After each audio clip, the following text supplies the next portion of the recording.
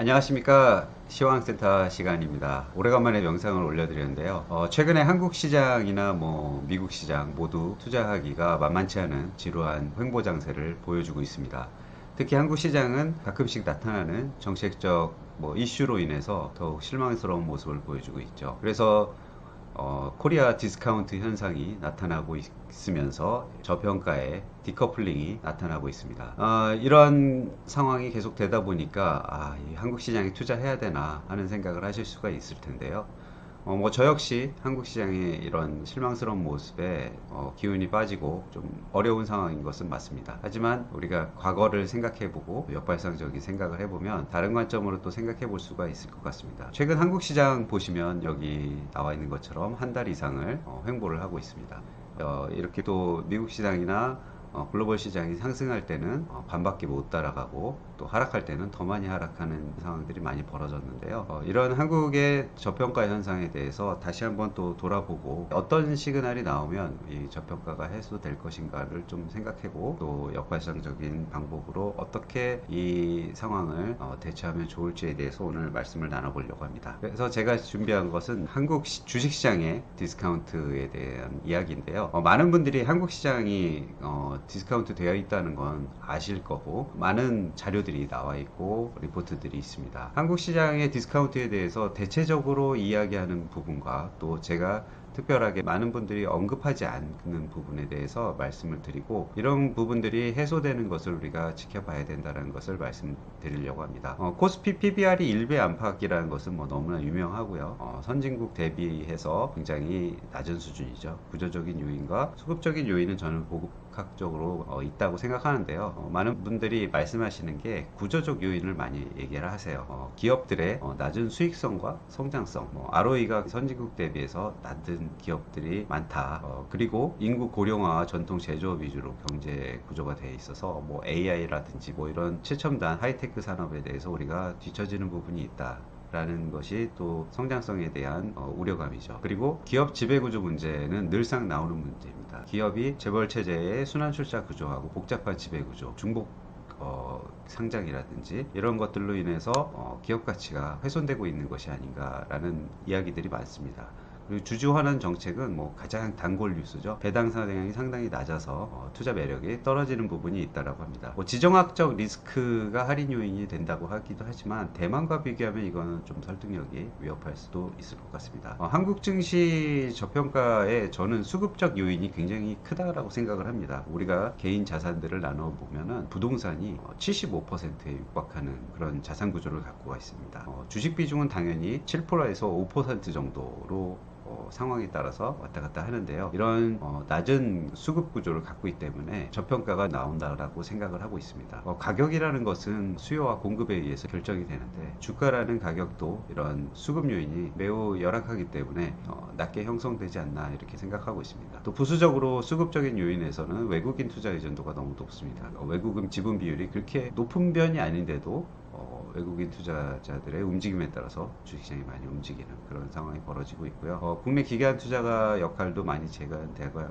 되고 있고 국내 가장 대표적인 기관이라고 할 수 있는 연금의 자국 내 주식 투자 비중이 과거 20%대에서 이제 12% 내지 14%대로 축소되었다는 것.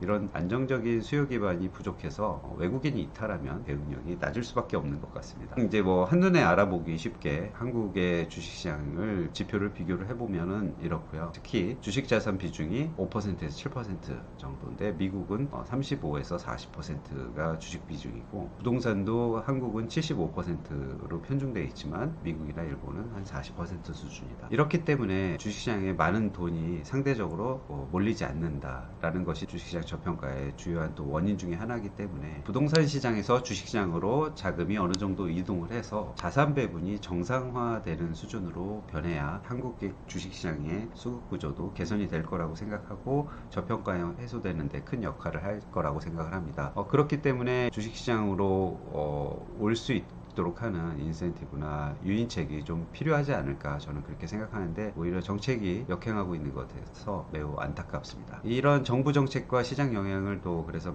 언급을 안 할 수가 없는데요. 대주주 양도소득세 제도만 하더라도 대주주 기준을 10억 원으로 하향하는 시도를 하고 있으면서 주식 투자자들에게 큰 실망을 안겨줬던 사례도 있었었고요. 공매도 규제 변동이라든지 이런 정책 같은 경우도 외국인 투자자들이 굉장히 불신하는 그런 케이스라고 할 수가 있습니다. 제가 과거에 IR을 하면서 외국인 투자자들을 만났을 때 한국 시장에 왜 그렇게 저평가되어 있는데 투자를 안 하는지를 물었던 적이 있습니다. 10년 전인데요. 아직까지도 그 상황은 변하지 않는다는 게 참 안타까운데, 어떤 정부가 들어와도 한국의 정책은 믿을 수가 없다라고 했던 그 외국인 투자자의 말이 지금도 생생하게 기억이 납니다. 정치권이나 정부의 경제 강요 들의 주식시장 이해 부족에 대한 것도 그런 불신을 유도하기 충분하다라고 생각하는데요. 경제부총리가 코스피 PBR을 오답으로 한 사례라든지 자본시장에 대한 정부의 관심과 전문성이 부족한 그런 것들이 자꾸 노출되는 모습들이 정부 정책에 대한 신뢰를 얻을 수 없게 하는 것 아닐까, 이렇게 생각을 하고 있습니다. 이런 한국의 디스카운트를 해소하려면 또 어떤 시그널을 보면 해소될 것이라고 좀 믿어야 되지 않겠습니까? 그런 시그널들을 우리가 역으로 생각을 해보면 당연히 기업 지배 구조가 개선되는 모습을 보여야 되고, 그리고 주주 환원 정책을 강화돼야 되고, 수익성 및 이제 혁신을 하려는 노력들, 기업 스스로 글로벌 스탠다드에 맞는 경영 혁신을 해서 투자 매력도를 제고할 필요가 있다라는 당연한 말씀을 또 드리고요. 개인 투자자들의 역할도 필요합니다. 이거는 다른 분들이 많이 얘기하지 않는 부분일 텐데, 자산 배분을 다변화할 필요성이 있습니다. 부동산으로 편중된 구조에서 금융자산으로 비중을 좀 높여야 되고요. 최근에는 이제 대체 투자 자산인 암호화폐라든지 이런 쪽으로도 어느 정도 자산 배분을 해야 되지 않을까 생각을 하고 있습니다. 특히 주식이나 채권 쪽으로 분산 투자로 포트폴리오를 구성을 해야 된다고 생각하고요. 이러한 부동산에서의 투자 자산 배분을 개인 투자자들이 할 수밖에 없습니다. 이것을 꼭 하셔야 된다고 생각하고, 이런 분위기, 주식 투자 비중이 늘고 부동산 투자 비중이 줄어드는 그런 시그널이 코리아 디스카운트 해소를 하는 개인 투자가들의 어떤 역할이라고 생각합니다. 장기적인 시각으로 또 투자 교육도 좀 계속 하셔야 되고, 최근에는 이제 유튜브가 굉장히 활성화됐기 때문에 이런 쪽에서 많은 정보를 얻으시고 또 공부를 하시는 것이 가장 중요하다라고 생각을 합니다. 그리고 국내외 투자도 균형을 맞춰야겠죠. 이렇게 한국 시장만 보면 계속 좌절하고 힘들 수도 있고, 투자에 대한 의욕이 상당히 저하될 가능성이 있습니다. 그렇다고 또 미국 시장이 항상 좋은 것만은 아니기 때문에 미국 시장만으로도 사실 충분하지는 않다라고 생각합니다. 한국 시장과 미국 시장이 균형적인 투자를 해야 된다라고 생각을 하고 있기 때문에 국내외 투자도 균형을 이루어야 될 것 같습니다. 한국 시장만 바라보고 투자를 하시다 보면은 투자 의욕이 꺾이는 경우가 굉장히 많이 발생을 합니다. 그렇게 되면 실망을 하게 되고, 아까 말씀드렸던 장기적 시각으로 교육을 한다든지 공부를 한다든지 이런 것들이 힘들어질 때가 있습니다. 그렇기 때문에 객관적으로 우리가 평가를 해서 국내 주식이 저평가됐다는 것을 인정을 하고, 또 해외 주식도 어느 정도는 투자할 수 있어야 될 것 같고요. 이런 균형 있는 투자가 우리에게 조금 더 한국 시장을 오래 버티면서 바라볼 수 있게 하지 않을까, 저는 그렇게 생각하고 있습니다. 코리아 디스카운트 해소를 위해서 정부의 역할은 당연히 안정적이고 일관된 정책을 지원을 해야 되겠죠. 저는 이런 것들을 수준 높은 정책이 좀 필요하다라고 생각을 하는데요. 특히 세제 개선이나 주식시장 유인을 위한 인센티브를 제공을 해야 된다고 생각합니다. 거래세 인하 및 장기 투자자 세제 혜택이 필요하고요. 대주주 양도세 제도도 합리적으로 개선을 해야 됩니다. 그리고 장기 보유 주식 세율 우대 같은 것도 검토할 필요성이 있을 것 같고요. 국민들의 자산 배분 개선을 좀 지원도 해줘야 되고, 그러려면 이제 연기금이라든지 어떤 펀드라든지 이런 쪽에서 국민 참여형 펀드들의 세제 혜택을 주면서 국민들의 주식 투자에 대한 인식이 변화될 수 있도록 정부가 좀 도와줘야 되지 않을까 생각을 하고 있습니다. 우리가 이렇게 저평가되어 있는 지금이 사실 투자 기회라고 생각할 수 있는 게요, 충분히 상승 여력은 많이 있습니다. 선진국 대비해서도 그렇고, 우리가 글로벌 기업들도 많고 경쟁력 높은 기업들도 많기 때문에 이런 상승 여력은 충분히 많다라고 생각하고요. 배당도 워낙 낮은 수준이기 때문에 성장성이 높다라고 생각할 수도 있죠, 역으로 보면. 그리고 정책도 워낙 낙후되어 있기 때문에 개선될 가능성이 높다. 그래서 우리가 역발상적으로 보면은 지금의 저평가 국면은 가치 투자자에게는 코리아 프리미엄으로 이어질 아주 좋은 기회라고 볼 수도 있을 것 같습니다. 우리는 이런 상황에서 늘 하는 말이지만 분할 매수 전략으로서 저평가 기회를 활용할 수밖에 없습니다. 시장의 변동성에 대응도 가능하고요. 오히려 한꺼번에 주식을 사지 않고 분할해서 사게 되면은 올라가는 게 좀 부담스러울 수 있다라고 지난번에도 제가 말씀드렸죠. 그래서 이런 심리적으로 부담도 완화가 되고 장기 투자할 수 있는 그런 어떤 멘탈을 가질 수 있다라고 생각을 합니다. 투자 대상을 선정을 할 때도 이제는 아까도 저평가 얘기가 있었지만 당연히 ROE가 개선되는 그런 기업이라든지 배당이 확대되는 기업, 지배구조 개선 중인 기업, 뭐 이런 기업들이 코리아 디스카운트를 해소하는 데 요소이기 때문에 이게 이루어지는 기업들을 우리가 찾아보는 그런 발상을 해야 될 것 같고요. 당연히 글로벌 경쟁력을 보유한 기업들인데 저는 이전에도 말씀드렸던 것처럼 한국인의 DNA의 강점을 갖고 있는 그런 산업 내에서 리딩 기업들을 포트폴리오로 갖고 있어야 된다라고 또 한번 말씀을 드리겠습니다.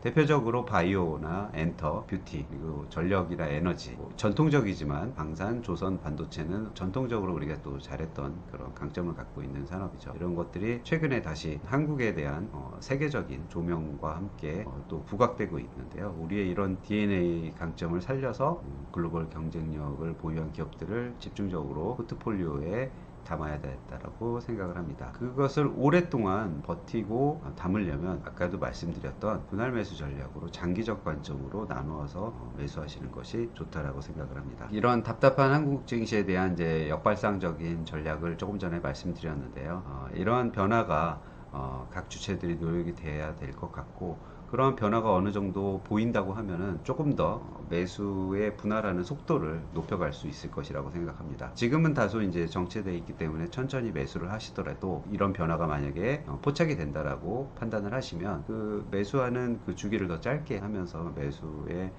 분할의 속도를 높여가시면 될 것 같습니다. 제 생각에는 시간이 지나서 현재를 돌아보면 지금의 저평가가 투자를 모아나갈 수 있었던 좋은 기회라고 회고될 수 있다고 생각을 합니다. 그래서 우리가 지속적인 노력과 긍정적 변화의 의지가 있는 한은 언젠가 한국 증시도의 제값 찾기도 실현될 수 있다고 생각하기 때문에 너무 힘들지만 실망만 하지 마시고 역발상으로 미래로 가서 뒤를 돌아보는 그런 마음으로 생각을 한번 해보셨으면 하는 마음에서 오늘 영상을 준비했습니다. 다음에도 더 좋은 영상으로 찾아뵙겠습니다. 감사합니다.